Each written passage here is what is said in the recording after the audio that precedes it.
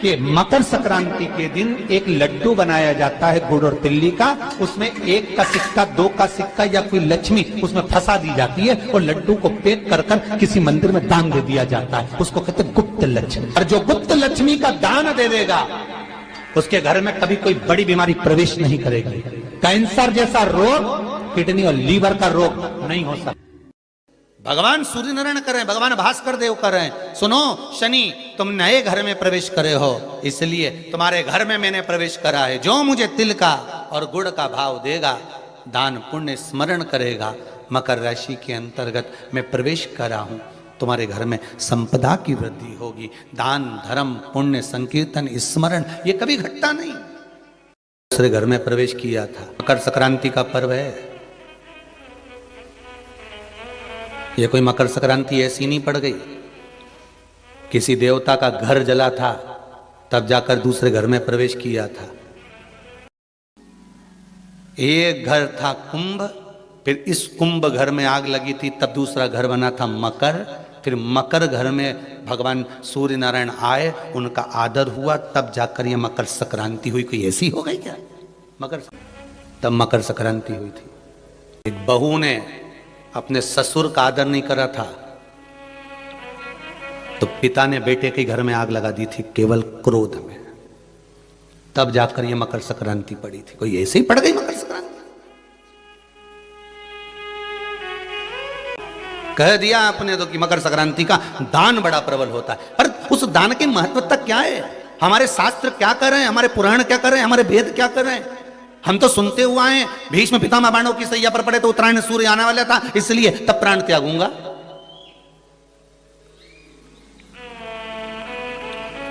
मकर राशि में सूर्य प्रवेश करेगा तब मैं आनंद पाऊंगा, तब मैं दान करूंगा पुण्य। तो आखिर दान की महत्वता इतनी प्रबल कैसे हो गई? वो तिल की महत्वता इतनी प्रबल कैसे हो गई? वो गुड़ की महत्वता इतनी प्रबल कैसे हो गई?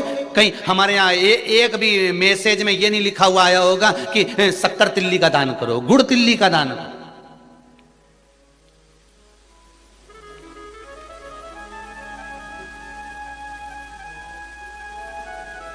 ज्योतिष के हिसाब से तिल शनि है और गुड़ सूर्य है।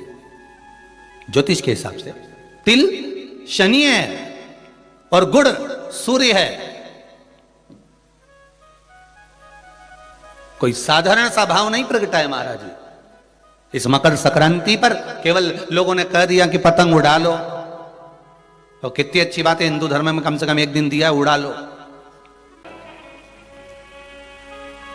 ज्योतिष में तिल को शनि और गुड़ को जम के बोलो जरा सूर्य कहा गया। दोनों बाप और बेटे का मिलन करवाया, क्योंकि इन दोनों की बनती नहीं थी। शनि की सूर्य से ना बने, सूर्य देव की शनि देव से ना बने, दोनों का मिलन है। शिव महापुराण की कथा में भाव वर्णन करते हुए मानसरोवर शिव पुराण का स्मरण करें। एक बार सूर्य देव अपने बेटे शनि के घर गए। शनि देव का घर है कुंभ। कौन सा घर है? कुंभ। एक सरल भाषा में लेना, घर में अगर ससुर आए, घर में घर का बुजुर्ग आए, बड़ा आए, तो उसका आदर होना चाहिए कि नहीं होना चाहिए? हमारी शिव महापुराण की कथा तो यहां तक कहती है कि आपकी उम्र से अगर कोई बड़ा आ रहा है तो आपको खड़े हो जाना चाहिए। यहां तक शास्त्र कह रहा है। जिन शनि महाराज का विवाह चित्ररथ की कन्या के साथ हुआ था, वो चित्ररथ की कन्या तो ये विचार में पड़ी थी कि मैं स्वयं इतनी प्रबल और जिसका पति इतना प्रबल, तो क्रोध। तो किसी ने पूछा गुरुजी ये शनि महाराज को इतना क्रोध क्यों आया रहता है? जब देखो जब शनि जी गुस्से में रहते हैं, हाँ, परंतु कभी कभी करते, पर इतना गुस्सा क्यों रहता है इनके पास में? उसका एक ही तो कारण होगा। एक कारण है शनि महाराज के क्रोध करने का। धर्म पत्नी आई शनि महाराज की, सम्मुख में आकर खड़ी हो गई शनि महाराज के, और अपने कार्य में शनि महाराज लगे रहे। माना आप व्हाट्सएप चलाओ, पर घरवाली खड़ी है तो थोड़ा सावधानी से एक बार मुंह से बात तो कर लो। तुम्हें यूट्यूब चलाना है, फेसबुक चलाना है, इंस्टाग्राम चलाना है, व्हाट्सएप चलाओ, लैपटॉप चलाना है, फोन जो कुछ करना करो, पर जो आई है चाय लेकर बात करने के लिए 2 मिनट, उसने भी तो अपना मोबाइल रख के आई ना, चाय बना के लाई ना, और 2 कप लाई, इसलिए लाई कि अपन दोनों बैठ के बात करेंगे। तो शनि महाराज जी की धर्मपत्नी भी ये सोच के आई थी कि मेरे प्रभु के पास में बैठकर मैं थोड़ी चर्चा करूं, मैं थोड़ी बात करूं, पर ये तो देखे ही नहीं। लगा आ गया क्रोध, और क्रोध में बस खड़ी होकर बोल दी, मेरा श्राप है स्वामी तुमको। अब देखिए जरा, शनि महाराज की पत्नी, मेरा श्राप है स्वामी तुमको, तुम मुझे नहीं देखे हो, अपने कार्य में लगे हो, मैं श्राप देती हूं, तुम जिस पर दृष्टि दोगे वो जलकर भस्म हो जाएगा।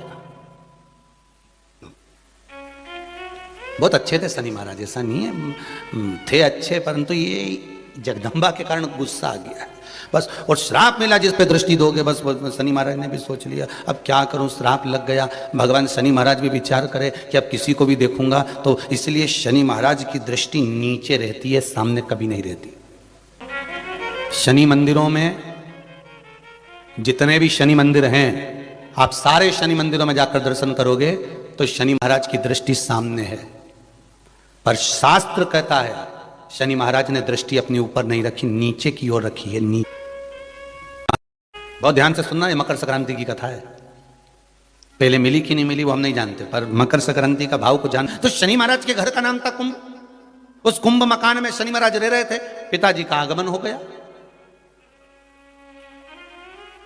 बहुत ध्यान से सुनना, ये मकर संक्रांति की कथा है।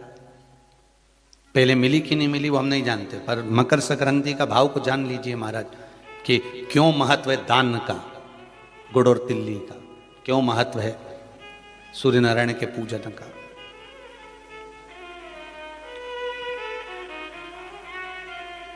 महाराज भगवान सूर्य नारायण का प्रवेश हुआ कुंभ में, घर में प्रवेश करा। जैसे ही प्रवेश करा शनि महाराज तो उठ खड़े हुए, पर बहू खड़ी नहीं।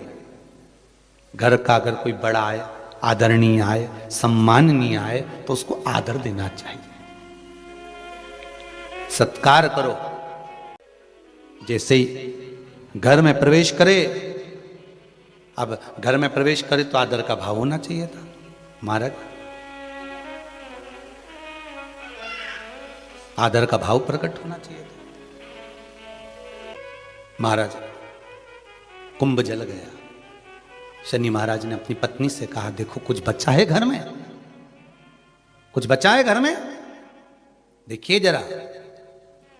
शनि महाराज की धर्म पत्नी दौड़ कर गई है, और जाकर देखा तो धधक धधक कर जल रहा था, कुछ भी नहीं बचा था, कुछ भी नहीं है।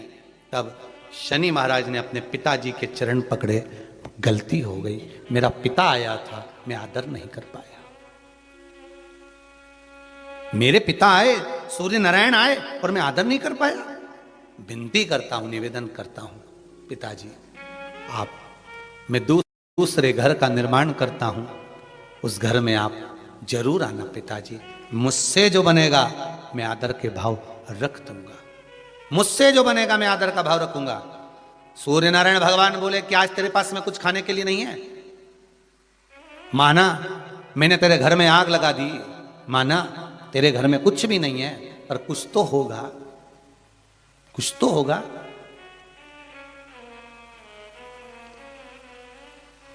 अंदर गई चित्ररथ की पुत्री, दौड़ कर गई शनि महाराज की धर्मपत्नी। थोड़ा सा तिल और गुड़ रखा हुआ था, तिल और गुड़ लेके आई, भगवान को देने लगी। सूर्य नारायण भगवान ने कहा, तेरे घर को आग मैंने लगाई है, इस तिल और गुड़ को तो मैं उस दिन लूंगा जिस दिन तू नए घर में प्रवेश करेगा, और मैं स्वयं तेरे उस घर में आऊंगा, आदर देखूंगा, तब तुझे देकर जाऊंगा। भगवान ने, शनि महाराज ने नया घर बनाया जिसका नाम था मकर। आग लगाई मकर में। भगवान शनि महाराज ने बार बार अपने पिताजी को आदर कर कर कहा, पिताजी पधारो, पिताजी पधारो। पिताजी कहते हैं, जब उत्तरायण भाव में भ्रमण करते हुआ आऊंगा, सब देवताओं के घरों में प्रवेश करते करते आऊंगा, तब शनि तेरे घर में भी प्रवेश करूंगा। तब मकर में प्रवेश किया तो शनि महाराज की पत्नियां दौड़कर तिल गुड़ से अपने पिता का आदर करने लगी। जानकर सूर्य नारायण भगवान ने वर प्रदान कर दिया। आज मैंने इस मकर राशि में प्रवेश करा है, मकर के अंदर प्रवेश करा है, जो मुझे गुड़ और तिल्ली का दान देगा, सूर्य को अर्घ देगा, सूर्य का स्मरण करेगा, मेरा स्मरण करने वाला कभी खाली नहीं रहेगा। जैसे शनि को नया भवन दिया, जो मुझे आनंद से स्मरण करेगा, आज के दिन जो दान पुण्य भजन कीर्तन स्मरण करता है, पुराण और वेद को श्रवण करता है, मेरी पावन चरित्र को सुनेगा, उसको भी मैं नूतन नूतन भाव प्रदान करता रहूंगा। नूतन भाव इसलिए होती है मकर संक्रांति और तिल और गुड़ का दान। और आप सभी को मकर संक्रांति के पावन अवसर पर बहुत बहुत बधाई देते हुए भाव प्रकट कर रहे हैं कि कम से कम आपने मकर संक्रांति की कथा को श्रवण तो करा, जनमानस तक ये कथा पहुंची तो सही, तक भेजी है इस कथा को कि मकर संक्रांति पर क्यों गुड़ और तिल का दान होता है, किस लिए होता है। माता पिता का आदर करा है, इसलिए आज भी कुछ चीजें घर के बुजुर्गों को दी जाती है, बड़ों को दी जाती है, छोटों को नहीं, बड़ों को देते हैं। कहते हैं कि ये 13-14 चीजें आप लोग बांटते हो ना, तो किसको बांटते हो? तुमसे छोटी उम्र वालों को बांटोगे? सास के बहू को देगी सामान? सास बहू को देती है क्या सामान? नहीं। बहू किसको देती है? सास को। बहू किसको देती है? जेठानी को। बहू सामान किसको देती है? ननद को। बहू सामान किसको देती है? कोई मोहल्ले में कोई बड़ी उम्र की कोई बहुएं हों, बड़ी उम्र के जो लोग हों, सौभाग्यवती नारी हो, उसको ये 13-14 चीजें दी जाती है। जो भी आप बांटते हो, टीकी का पत्ता हो, सिंदूर की डिब्बी हो, मेहंदी हो, कोण हो, जो भी आप बांट रहे हो, लाली भी बांट देते कई कई, तो उनका क्या है। तो ये जो चीज आप लोग बांटते हो, ये किसको देते हो? आप लोग किसको प्रदान करते हो? छोटे को नहीं, घर से बड़े को, जो आपके अवस्था से बड़े हैं, जो आपसे बड़े हैं, आप उनको दे रहे हो। क्यों देते हैं बड़ों को? ये यहां आदर का भाव दिखाया गया, यहां आदर दिखाया गया कि यहां कुंभ में शनि महाराज अपने घर में रह रहे थे, सूर्य नारायण भगवान का आगमन हुआ, आज बेटे से मिलने का भाव जागृत हुआ और कुंभ में प्रवेश कर रहे हैं। कभी मालूम है कि खिचड़ी क्यों बनाई जाती है मकर संक्रांति?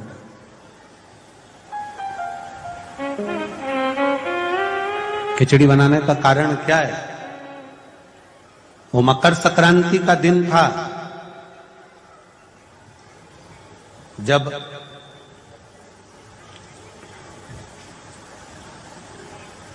सनातन धर्म पर आंच आकर खड़ी हो गई थी और सनातन धर्म को नीचे गिराने वाले लग गए थे।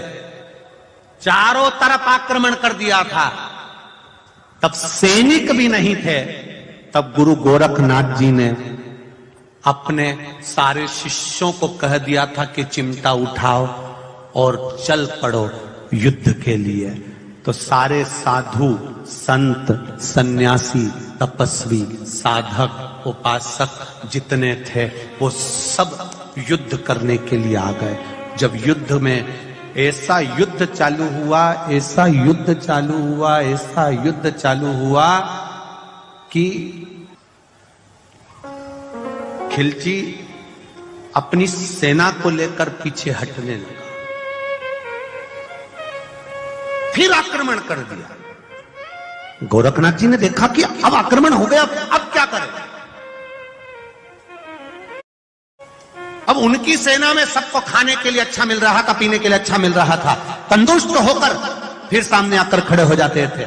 मकर संक्रांति का दिन गुरु गोरखनाथ जी को मालूम पड़ा आज भोजन में तुम्हारे संतों के पास कुछ भी नहीं है, कुछ भी नहीं, और भोजन में कुछ भी नहीं, और ये बाकी की सेना जो सामने वाली है उसके पास में तो इतना बल है, खाते हैं और एनर्जी आ जाती है, बल आ जाता है। गोरखनाथ जी ने कहा चिंता मत करो, उत्तरायण सूर्य है, मकर राशि का प्रवेश है, मैं भी ऐसा अमृत तैयार करता हूं कि मेरी सेना को जब मैं खिलाऊंगा तो विजय कर कर आएगी। और गुरु गोरखनाथ जी ने सबसे पहली खिचड़ी मेरे गुरु गोरखनाथ ने अपने सारे संतों के लिए, भगवंतों के लिए गुरु गोरखनाथ ने तैयार करी और कहा खिला दो खिचड़ी और करो आक्रमण। खिचड़ी खाकर मकर संक्रांति के दिन जब आक्रमण किया गया तो पूरी सेना को तहस नहस कर कर ये सनातन धर्म फिर बच गया। ये सनातन धर्म की रक्षा ये खिचड़ी प्रसाद। आज भी मकर संक्रांति के दिन खिचड़ी का महत्व है महाराज।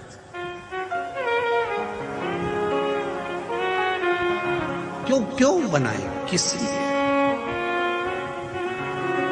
क्यों मकर संक्रांति के दिन वो उड़ाते हो? और जम के तो बोलो। हमारे सनातन धर्म में, हिंदू धर्म में एक दिन दिया गया है पतंग उड़ाने के लिए। एक दिन दे दिया, ये पतंग उड़ा लो, उड़ाओ, काटो। सनातन धर्म में एक दिन दिया गया कि एक दिन उड़ाओ, मना नहीं है। एक दिन काटो, मना नहीं है। पर बाकी के दिन किसी भी बहन बेटी की कोई फालतू बात मत उड़ाना और किसी की जिंदगी मत काटना। संपूर्ण भारत की भूमि पर, संपूर्ण विश्व में मकर संक्रांति महोत्सव मनाया जाएगा। अपने अपने घरों में रहकर लोग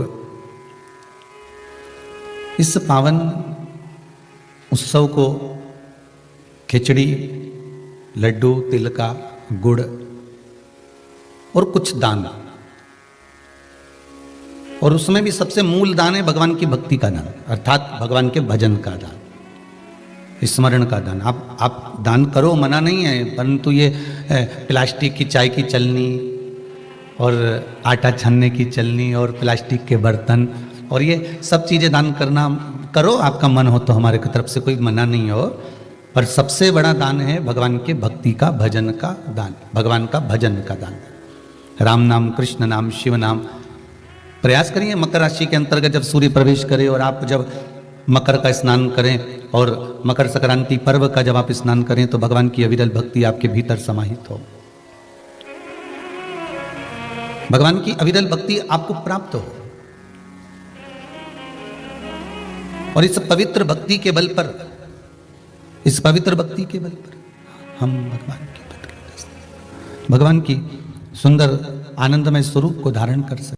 अपने जीवन को सार्थक बनाने का प्रयास करिए, भगवान की भक्ति में डूबने का प्रयास करिए और जितना बन सके उतना भगवान की भक्ति में डूबने का प्रयास करिए।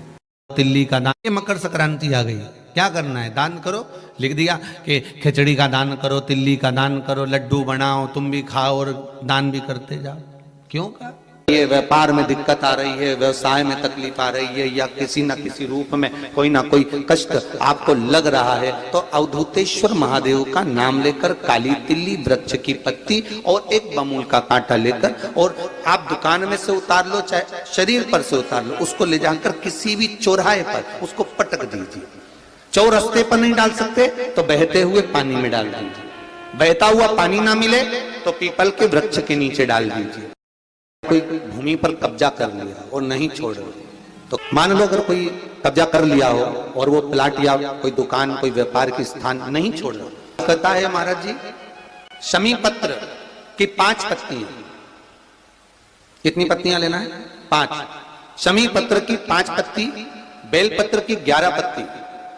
मकर राशि में प्रवेश करते समय सूर्य का स्मरण करते हुए सूर्य पे से 7 बार घुमाकर भगवान शिव का नाम मंत्र लेते हुए, जो शिव महापुराण का मूल मंत्र है, श्री, बोलिए जम के, श्री शिवाय नमस्तुभ्यम।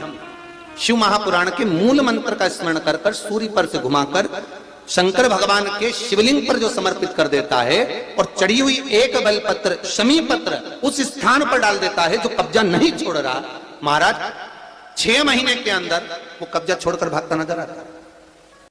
मकर संक्रांति का उद्यापन कर लो, कितना सुंदर कहा है। सोमवार का उद्यापन कर लो, एकादशी का उद्यापन कर लो, मकर संक्रांति का उद्यापन कर लो, अधिक मास का उद्यापन कर लो, तीज का उद्यापन कर लो। घर के लोगों को नहीं गिना जाता, उस उद्यापन में सौभाग्यवती माताएं जो तुम्हारे नगर की हों, मोहल्ले की हों, जो तुम्हारे परिवार की नहीं दूसरी हों, उनको उस उद्यापन में गिनो। उसका कारण क्या है कि परिवार वाले तो जिंदगी भर खाते रहते हैं, तुम्हारे यहाँ हर कभी आ जाते हैं, तुम उनको भी देते हो, दे भी देते हो। परिवार को दिया दान नहीं कहलाता। जब दूसरी कोई सौभाग्यवती नारी तुम्हारे यहाँ उद्यापन में भोजन कर कर जाएगी तब वो दान कहलाए। हमारे सनातन धर्म में जितनी भी चीजें हैं, हाथ में अगर हम मोली बांध रहे हैं, लाल लच्छा बांध रहे हैं, नाड़ा बांध रहे हैं, वो लाल पीला धागा बांध रहे हैं, क्यों बांधते हैं? किस लिए बांधा जाता है? उसको बांधने का केवल एक कारण होता है कि हम किसी दूसरे के बंधन में ना पड़ जाए, तो वो बंधन बांधा था।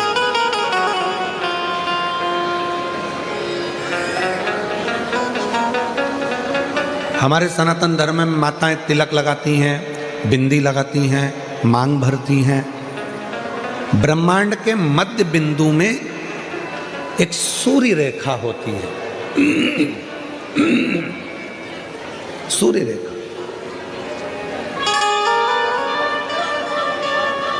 सूर्य का रंग होता है लाल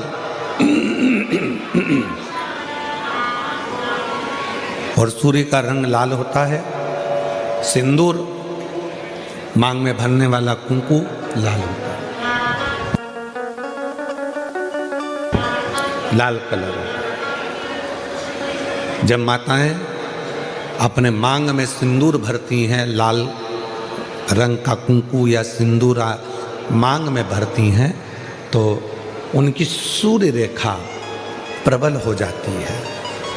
और यदि कोई माता पढ़ी लिखी भी नहीं होती है, कुछ भी ना पढ़ी लिखी है, तो भी अपने बच्चे को पढ़ाने की सामर्थ्यता उसमें तुरंत प्रकट हो जाती है, वो पढ़ा। छोटू भाई, पहले के समय में माताएं इतनी पढ़ी नहीं होती थी। जो बुजुर्ग माताएं हैं वो इतनी पढ़ी नहीं होती, पर अपने बच्चे को वो ज्ञान पूरा देती थी। अपने बच्चे को विद्वत्ता पूरी देते थे, विद्वत्ता ज्ञान पूरा देते।